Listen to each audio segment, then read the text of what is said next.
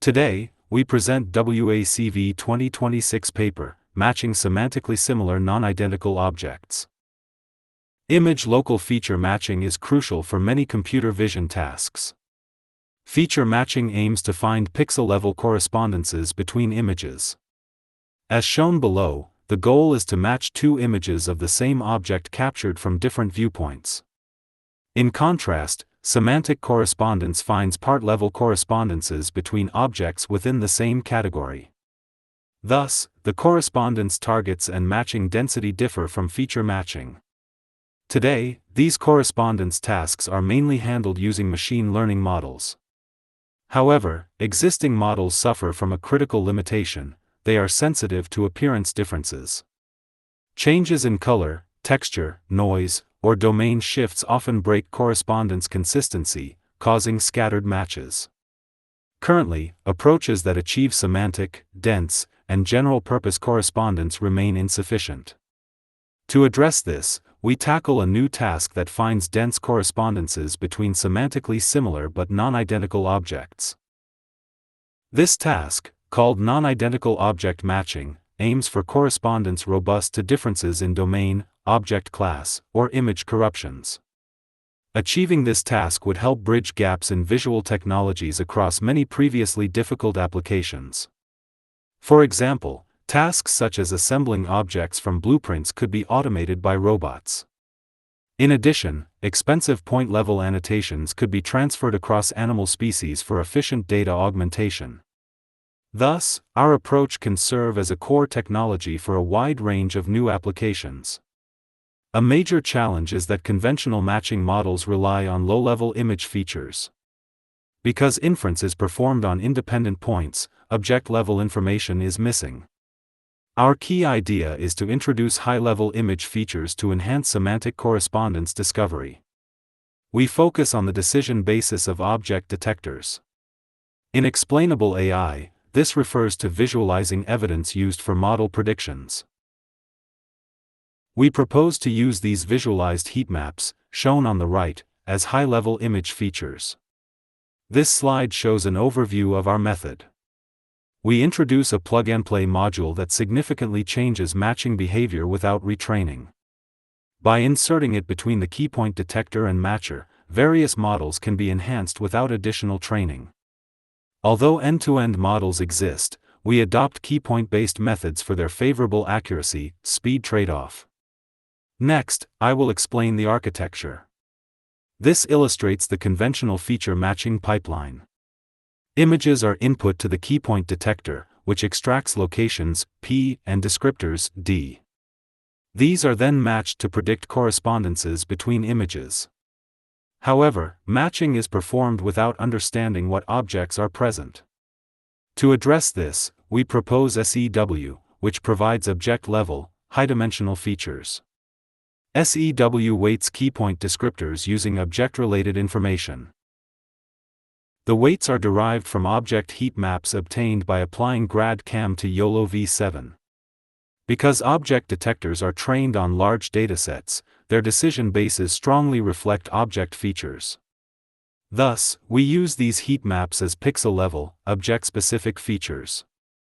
SEW is a plug-and-play and flexible module, allowing detector and explanation methods to be freely replaced as needed. Finally, keypoint descriptors are weighted using the heat maps as importance scores. This introduces object-level structure into the matching process, enabling structure-aware matching inference. This figure shows how the proposed weighting changes matching results. Our method reduces scattered matches and enables denser correspondences across animals. This slide explains how CW works internally. As shown in the equation, descriptors are scaled by a heat map-derived coefficient alpha, which may appear to only change the norm. However, this scaling directly affects attention scores used to compute correspondences. As a result, object keypoints are prioritized over background regions. However, when multiple objects are present, a new issue arises. Using all heat maps may emphasize irrelevant objects. For example, in this image, should the fox be matched with the dog, or with the cheetah? We must select which objects to match and which heat maps to use. If selection relies only on visual appearance, it may again be misled by color or texture. Therefore, we consider semantic similarity based on object categories, such as dog or bird. To address this, we propose an object pairing method based on text space similarity. We reuse object detector class labels as semantic information. By comparing label similarity in the text embedding space of clip, we enable concept-based object pairing. The heat map of the most semantically similar object pair is then used for matching. This concludes the method description. This slide shows qualitative results. The left shows single-object cases, and the right shows multi-object cases. Results with our method are highlighted in red. Without our method, matches are scattered or objects are missed. With our method, dense part-level correspondences are established even between different species, such as a red panda and a tiger. Correspondences are also found under large domain shifts, such as between illustrations and line drawings. In multi-object scenarios, conventional methods scatter matches across objects. With our object selection, matches consistently concentrate on the selected object. While these results are promising, quantitative evaluation is necessary. However, this is challenging. Correspondence between different objects is inherently ambiguous, making ground truth difficult to define. In conventional matching, ground truth can be generated using 3D reconstruction such as structure from motion. In our task, strict 3D consistency does not hold due to different instances or designs. Thus, the same approach cannot be used. To address this, we propose triangular matching consistency, TMC, which requires no ground truth annotations.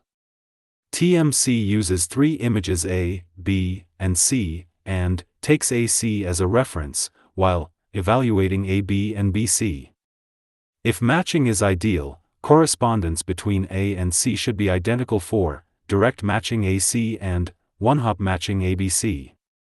By measuring this consistency, we quantitatively evaluate cross-object correspondence. This figure shows an overview of TMC. In Step 1, we obtain AB and BC and construct one-hop matching ABC. In Step 2, we obtain direct matching AC as the reference. Their consistency is then evaluated using three metrics. These are the three TMC metrics. RMSE measures distance error between one-hop and direct matches. Lower is better. PCK measures accuracy, and recall measures coverage, under tolerance tau. Together, these metrics quantify correspondence quality. Next, we present TMC evaluation experiments. We use the animal faces dataset and prepare 1,500 ABC triplets. We compare light glue, glue stick, their plus SEW variants, and end-to-end models Lofter and efficient Lofter. Tolerance tau is set to 0.01, 0.05, and 0.10. This slide shows quantitative results. Columns indicate metrics, and rows indicate methods. Plus SEW denotes our method. Adding SEW improves all metrics for light glue and glue stick. Notably, light glue plus SEW outperforms efficient Lofter under TMC. These results show that our method extends conventional models toward semantic and dense correspondence. Additionally, we present robustness results. This slide shows relative pose estimation under 15 types of image corruptions. Our method shows large improvements under noise and blur, with about a 5% average gain. The additional cost is only about 20 milliseconds, enabling accuracy gains with minimal overhead. Finally, this slide summarizes our contributions. We addressed a new task of non-identical object matching. By leveraging high-level object features as weighting, we enhanced conventional methods toward semantic and dense matching without additional training. This concludes my presentation. The code is open-sourced on GitHub and more results are presented in the paper. Thank you.